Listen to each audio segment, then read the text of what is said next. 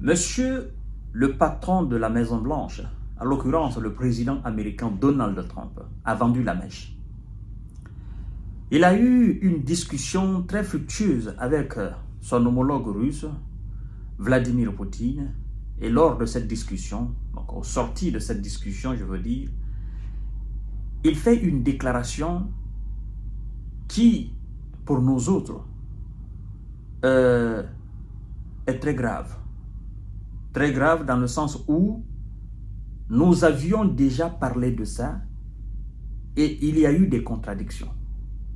Mais venant de la présidence américaine, qui a donc les services de renseignement les plus efficaces, disons comme ça, les services de renseignement les plus costauds, qui a donc les données satellitaires à partir desquelles on voit clairement ce qui se passe sur le champ de bataille, qui a les services du FBI et la CIA à sa disposition, ce président américain ne peut pas se permettre de faire des déclarations fallacieuses, tendancieuses et narracieuses.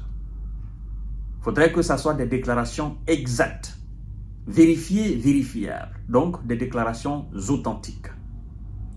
Écoutez ce qu'il a dit. Parce qu'après, M. Zelensky et son armée tenteront de démentir les propos de M. Donald Trump. Mais écoutez ce que M. Donald Trump dit. C'est très important de faire cette petite précision-là.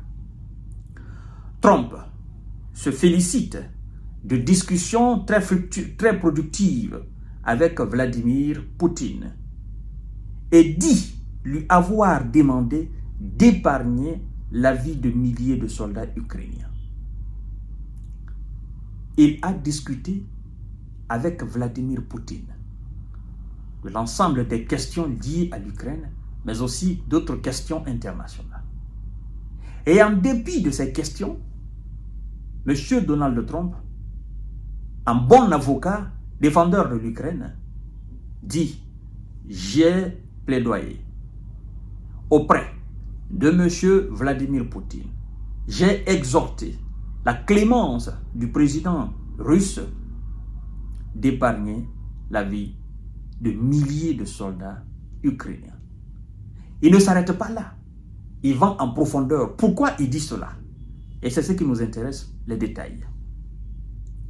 Il dit, je cite, c'est Trump qui parle, « Nous avons eu hier des discussions très positives et productives avec le président russe Vladimir Poutine. Et il y a de fortes chances que cette guerre horrible et sanglante s'achève enfin, » écrit le président des États-Unis sur son réseau Truth Social, sans toutefois préciser si les deux chefs d'État avaient directement échangé au téléphone ou via des émissaires. Peu importe. Le plus important pour nous est qu'ils ont échangé. Et ce n'est pas cette partie qui nous intéresse le plus dans cette émission. C'est le deuxième paragraphe de son poste, donc de son information qui nous intéresse. Le deuxième paragraphe nous dit ceci. Mais en ce moment même, des milliers de soldats ukrainiens sont complètement encerclés par des militaires russes et dans une position très dangereuse et vulnérable. C'est grave. C'est grave. C'est grave. Mais en ce moment même, des milliers de soldats ukrainiens sont complètement encerclés par des militaires russes et dans une position très dangereuse et vulnérable. J'ai demandé avec insistance au président Poutine que leur vie soit épargnée, ajoute Donald Trump. La mèche est vendue. Ça fait combien de temps? Ici, je vous parlais d'encerclement des troupes ukrainiennes dans la région russe de Kursk. Ça fait combien de temps? Les gens ne prenaient pas au sérieux. Ça fait plusieurs fois, je vous parle d'encerclement. Évidemment. Et venant donc du président des États-Unis d'Amérique, qui a des services de renseignement efficaces, qui a des unités aérospatiales, qui a des satellites américains militaires à sa disposition. Des satellites qui permettaient aux troupes ukrainiennes de savoir où se trouvaient les troupes russes et de comprendre leurs mouvements.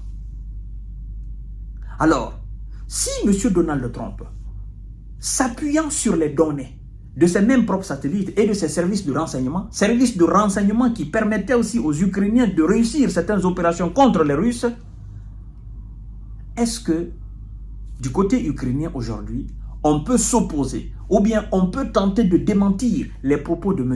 Donald Trump? Non.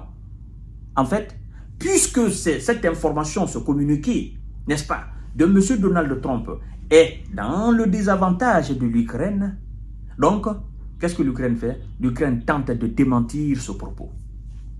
Mais l'Ukraine oublie que le président américain a sous ses yeux des données, a sous ses yeux des images. L'Ukraine oublie que ce sont ces mêmes données, ce sont ces mêmes images, ce sont ces mêmes satellites, ce sont ces mêmes services de renseignement militaire américains qui lui permettaient donc de savoir où se trouvaient les Russes sur le terrain et de contrôler ou de voir leurs mouvements. Alors, pourquoi aujourd'hui veulent-ils refuser avec la dernière énergie des renseignements américains?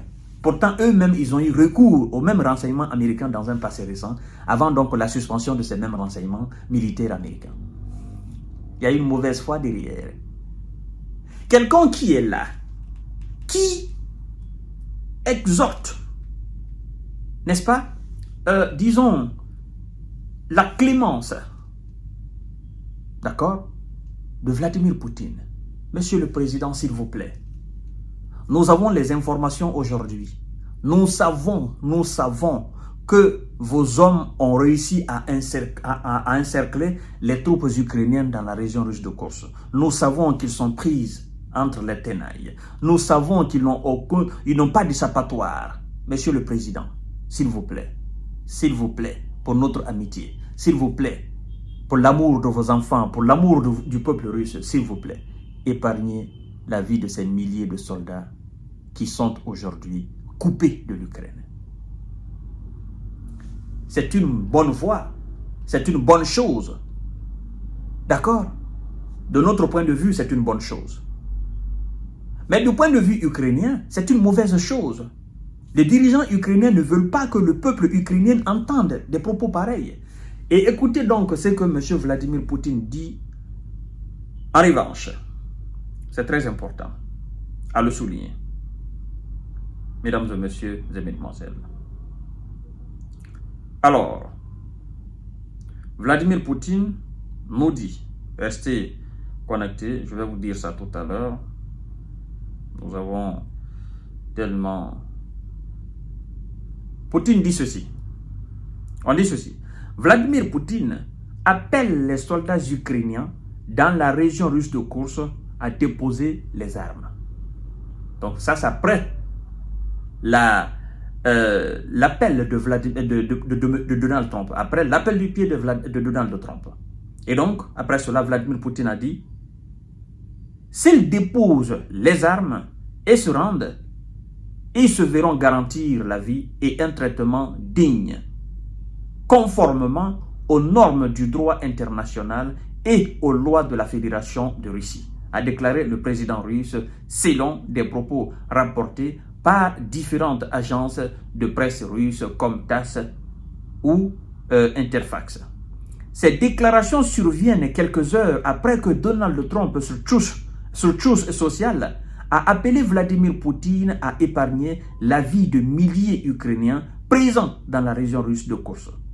Poutine a assuré que les soldats ukrainiens avaient commis de nombreux crimes contre la population civile dans la région de Kursk, dont qu'ils ont occupé plusieurs centaines de kilomètres carrés depuis août 2024 et les a une fois comparés à des terreaux.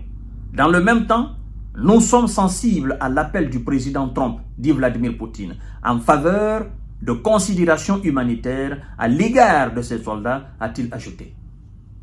Donc, mesdames et messieurs, les troupes russes ont réalisé d'importantes avancées ces derniers jours dans la région russe de Kursk, et reprenant notamment la ville emblématique de Souja, la principale position ukrainienne dans le secteur. Fin de citation. Soldats ukrainiens, la balle est dans votre camp. À bon entendeur, salut.